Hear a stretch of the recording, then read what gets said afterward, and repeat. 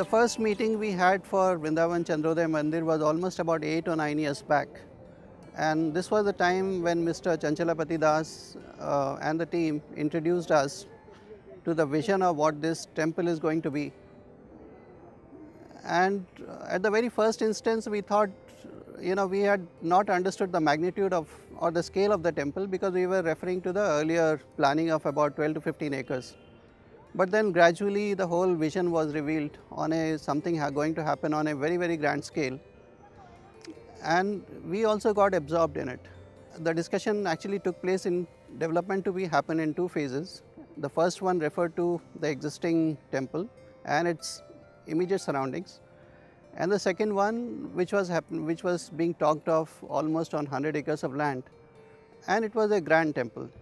The height of the temple was still not very firm, but all of us understood that it's going to be probably the tallest in the world. We thought that, since we were familiar with the Braj area and we were familiar with the Chaurasi Coast Parikrama, so we felt that if we are able to replicate the Chaurasi Coast Parikrama on a smaller scale at this particular site, maybe the people who do not have the time or energies to cover that distance might be able to get an experience or insight into Braj area by being in this area or probably taking a walk along these gardens. Soon we realized that in order to understand the Chaurasi Coast Parikrama, we definitely need to understand Braj area. And once we started doing that, we realized that Braj cannot be understood till such time that we have understood Vrindavan. And we started looking at Vrindavan from a very different perspective, probably trying to understand it in far more intricate fashion. And this led us to the inquiry about Krishna, because without his understanding, I thought this Vrindavan was also obsolete, because if we don't know his pastimes, what happened at different sites, it would have been difficult for us to understand. So I think the whole process of understanding Krishna started by reading Bhagavad Gita. We had also gone through and studied Srimad Bhagavatam. And the last 5 or 6 years, I would say, have been spent on understanding Vrindavan and understanding Krishna. The various meetings we have had at different stages, I think has helped us in a great way in understanding the overall vision. And that was the reason we got very much interested. And Vrindavan is such a fascinating place. I think every site in Vrindavan has got a historical background. And at the end of the day, you realize that both Braj and Vrindavan are a living theatre, in which Braj is a living theatre and Vrindavan is the stage of that. There's going to be a temple standing in the middle, and then it will be surrounded by the 12 forests, and each forest had something to do with the life of Krishna, where some event unfolded. So in the exercise that we have been doing till now, we have been trying to understand the scale and magnitude of these forests, trying to understand the vegetation and the activities which have happened, and how these can be translated today in a very different fashion so that the people get an insight on what is happening. Very strange thing about Braj Parikrama is that the people, even if they go on the Parikrama, they are absolutely unaware of what is behind them, below them, on the sides.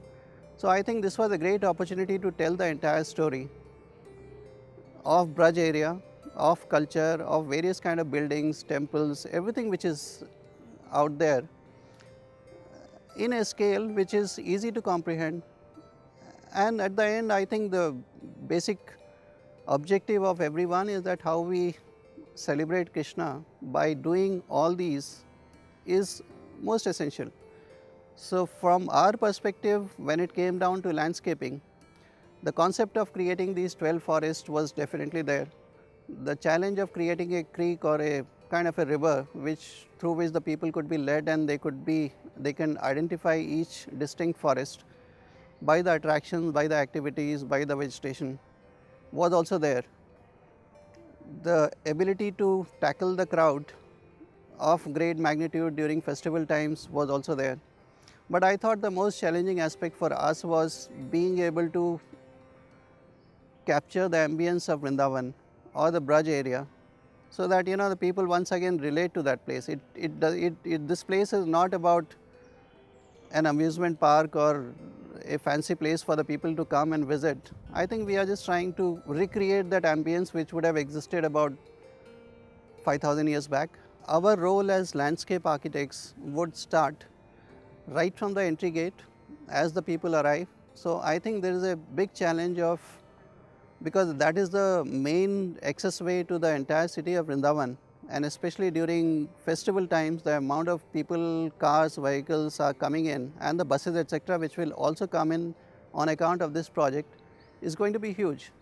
So our role starts right from the entry gate as to what that entry gate is going to be, how the people would access it, how the cars would access it, and how the people who are permanent members would access it, the entire crowd control, then visually what they are going to look at, and how we can actually prepare them for being able to visit this temple and experience it in the right fashion we wish to show them. So the entire experience of walking in from the main entry gate towards the temple plaza and then further up to the temple levels is part of one experience. And the second experience is once they have seen the temple and then they want to go into the theme park where we are recreating these 12 forests, how they are going to move around in that area, what attractions they are going to see. Because I think one of the another thing which happens in Vrindavan is that every temple closes at 12 o'clock and then the people have nothing much to do in Vrindavan.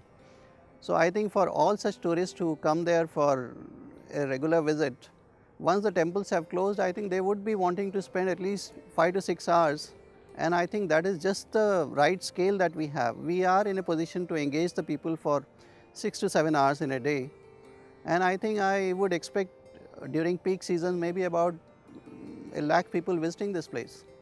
Generally, I would find that most of the parents are also very keen that their kids should have an understanding of what happened in the scriptures or during the earlier times. And Vrindavan, as I was saying, is a live example of being able to witness all that. It's not like a storybook which is where you tell the stories. It's just a theatre. You just have to see the leelas happening, and round the year we have certain festivals which are happening.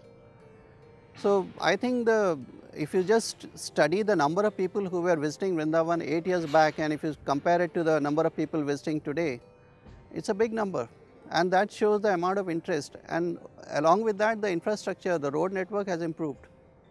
So I think that has added considerably. As far as we are concerned, we are definitely sure that once this surroundings of the temple are developed, we might be able to convey the entire story that we envisage to the people. And when we refer to the people, we are referring to people of all age groups, whether it's a child or, so all the event attractions, movement, etc. are thought of from the perspective of a person who is 80 years old and from a perspective of a child who is 8 years old. And I think the fact that they would be able to spend so much of time there, I think the overall story that we wish to convey and their awareness of Krishna and their awareness of everything to do with the life of Krishna, I think would be understood. Actually, they are going to experience it. So, telling them is a different place, different story. But for them to be experience such a ambience in which it's almost seeing Krishna live once again, all over again, and we are going to see a different Vrindavan, not with encroachments, not with dirt or dust or anything. It's a neat and clean environment which probably in the earlier time the Bhagavatam had described. So whether it is the pasture lands which are going to be recreated or the river or the forest, I think every element, whether it is the kund or the other structures, temples, artifacts, I think all the elements that we are looking at will actually capture the ambience of what Vrindavan used to be, and we will be in a position to eliminate whatever that is unnecessary. I think all of us, in fact, I am not the only person, our entire office, our team has been looking at this project with very keen interest. I have made every sincere effort from my end to inculcate the spirit of Krishna, and I think it's a big challenge. Now that the temple work has started, I think in the due course we would be in a position to start the work around the landscape. In fact, the landscaping would happen before the temple is built, that I am 100% sure. And even our objective is that all these forests, etc., should be reaching their maturity when the temple opens. And I think we will be working forward to that. because there is a problem of water and soil also within the site. So all the ecological aspects related to the sites are also being understood as to how do we deal with the water, and it's going to be a perennial issue with us because once we have created the forest, the maintenance of the whole area is also going to be immensely important. I think at this point of time, when the boundary wall of the complex is nearly complete, I think it is just the right moment for us to start with the landscaping works as well. Some amount of work is being done to figure out how the temple would be constructed, where the yard etc. would be, and ensuring that the greens are left open for at least planting of the forest areas, maybe developing the creek, the landform etc. Our objective is that by the time the temple opens, maybe in 7 or 8 years time, the landscape has also reached certain amount of maturity, so that the first experience they get of this place is very close to what we are imagining it to be. It should not just be a temple and something being done at the very first or second month. We would like to see a forest along with the temple when we see it for the first time when it is unveiled.